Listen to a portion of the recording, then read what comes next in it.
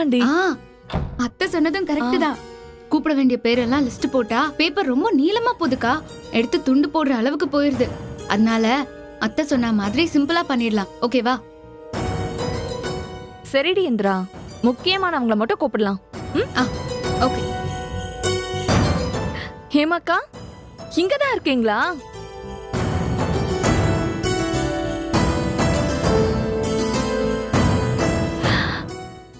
அதான்க்கா, குட்டி பையனுக்கு பேர் வைக்க போறோம்ல, அந்த ஃபங்க்ஷனுக்கு யாரெல்லாம் கூப்பிடணும்னு லிஸ்ட் போட்டுட்டு இருக்கேன். உங்ககிட்டயும் கேட்கலான்னு வந்தேன். ஏய், என்னடி கொழுப்பா? எப்பவும் அக்கா தானே இதெல்லாம் செய்வாங்க. அப்படி இல்லைன்னா நான் செய்வேன் இந்த வீட்ல. இப்ப என்ன புதுசா நீங்க 2 பேரும் எடுத்து பண்ணிட்டு இருக்கீங்க? இப்ப என்ன சின்னத்தை, அக்கா அவ குழந்தைக்கு ஃபங்க்ஷன் பண்றா. ஓ அக்கா செய்யறதெல்லாம் ஏன் அக்காக்கு பிடிக்காது. இது பாருங்க சின்னத்தை, என் அக்காவை இதெல்லாம் பண்ண சொன்னது யாருன்னு தெரியுமா? யாரு? எல்லாமே உங்க அக்கா தான். ஆமா சின்னத்தை, அத்தை தான் எல்லா லிஸ்டையும் போட்டு வை, நான் வந்து ஃபைனல் பண்றேன்னு சொல்லிருக்காங்க. ஓ, அக்காவே சொல்லிட்டாங்களா? அப்ப சரி. ஹேமாக்கா நீங்க சொல்லுங்க, உங்க அப்பா அம்மா நம்பர் தரீங்களா?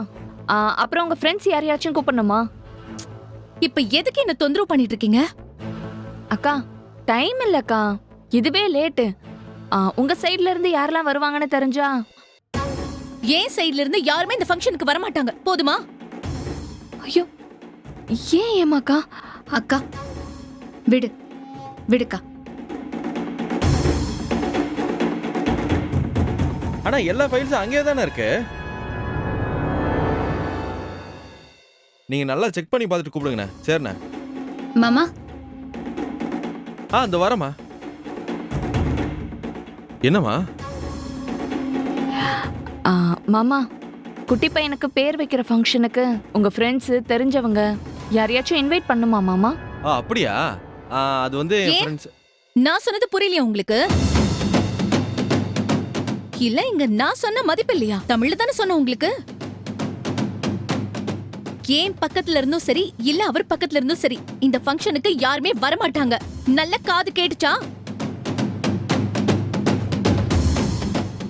அக்காவும் தங்கச்சியும் இனிமே எங்களை தொந்தரவு பண்ணாதீங்க. ஏமாக்கா,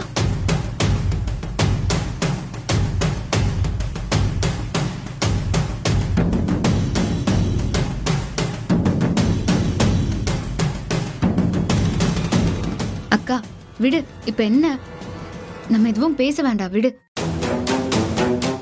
காவியா, நீ எதுவும் தப்பா நினைச்சுக்காதம்மா. உன் மனசு எனக்கு நல்லாவே புரியுது. எவ்வளவோ போராட்டத்துக்கு அப்புறம் உன் குழந்தை கையில கிடைச்சிருக்கு. இந்த ஃபங்க்ஷனை நீ நல்லா நடத்தணும்னு ஆசைப்படுறது எனக்கு புரியுது.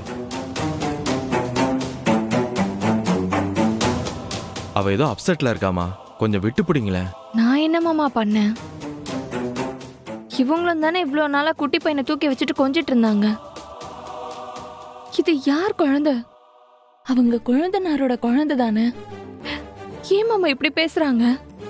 எனக்கு ரொம்ப கஷ்டமா இருக்கு. அக்கா விடுக்கா, மாமா அதுக்கு என்ன பண்ணுவாரு? இல்லம்மா, காவியா வருத்தப்படுறது நியாயமான விஷயம்தாம்மா. ஆனா என்ன செய்யறது? என்னமோ ஹேமா அப்செட் ஆயிட்டா.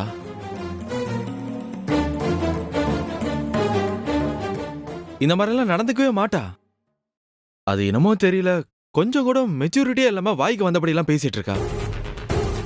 இது கூட ஏதோ மூட் ஸ்விங்ஸ் அப்படின்னு சொல்லுவாங்க. ஆமா மாமா, மூட் ஸ்விங்ஸ் தான். கர்ப்பமா இருக்கிற எல்லாருக்கும் அது எப்பவுமே வரதுதான். பரவாயில்ல, இருக்கட்டும். அவங்க போக்கிலேயே நம்ம அவங்கள விட்டுலாம் மாமா. அதாம்மா நானும் சொல்றேன். கவியா, நீ புரிஞ்சுப்பன்னு நினைக்கிறேன். சரி மாமா, எனக்கு புரியுது. ஆனா ரொம்ப வருத்தமா இருக்கு. அக்காவா இப்படின்னு என்னால நம்பவே முடியல. சரி, என்ன பண்றது? ஹேமாக்கா மனசு மாறுற வரைக்கும் நான் வெயிட் பண்றேன் மாமா. ஒருத்தருக்கு ஒருத்தர் புரிஞ்சவங்க தானே, எல்லாம் சரியா போயிடும். அவளுக்கும் கொஞ்சம் ஸ்பேஸ் கொடுங்க. சரிம்மா. அப்புறம் ஏதாவது ஹெல்ப் வேணும்னா சொல்லுங்க, நான் செய்யறேன். சரிங்க மாமா, எனக்கு உங்களோட வார்த்தையே ரொம்ப ஆறுதலா இருக்கு. கூடிய சீக்கிரம் எல்லாமே நார்மல் ஆயிடுமா, கவலைப்படாத. சரிங்க மாமா.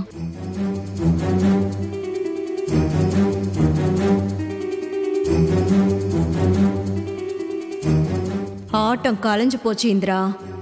இனிமே எந்த காலத்திலயும் ஹேமா உங்க பக்கம் சேரவே மாட்டா. அவ்வளோதான். வா கப்பலாம் வா.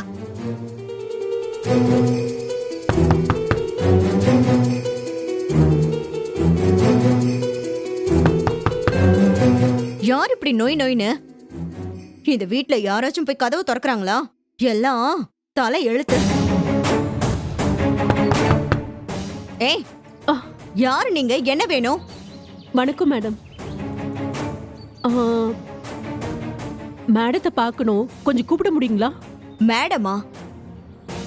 ஆ, அது சரி. இந்த வீட்ல ஃபுல்லா மேடமா தான் இருக்காங்க. உனக்கு எந்த மேடம் வேணும்? அதான் மேடம், சுபா மேடம் தான். ஓ, நான் சுய உதவி குழுல இருந்து வரேன் மேடம். ஐயா, அந்த கூட்டமா? ஐயோ, சுபா மேடம். அடேங்க அப்பா, அவளுக்கு வந்த வாழ்வு. விட்டா மாலை மரியாதையெல்லாம் போட்டு எல்லாரும் பார்க்க வந்துருவீங்க போலயே. சுபா மேடம் வீட்ல இல்லைங்களா? சுபாவா? சுபா அக்கா ஆ, இதோ அதோட கூட்டாளி தான் வருது. அக்கா இந்திரா, வாங்கக்கா. நீங்க வருவீங்கன்னு சுபாக்கா சொல்லிருந்தாங்க. உள்ள வாங்க, உள்ள வாங்கக்கா. எப்படி இருக்கீங்க? நல்லா நல்லா இருக்கீங்கல்ல? வந்துட்டாளுங்க. ஷோ,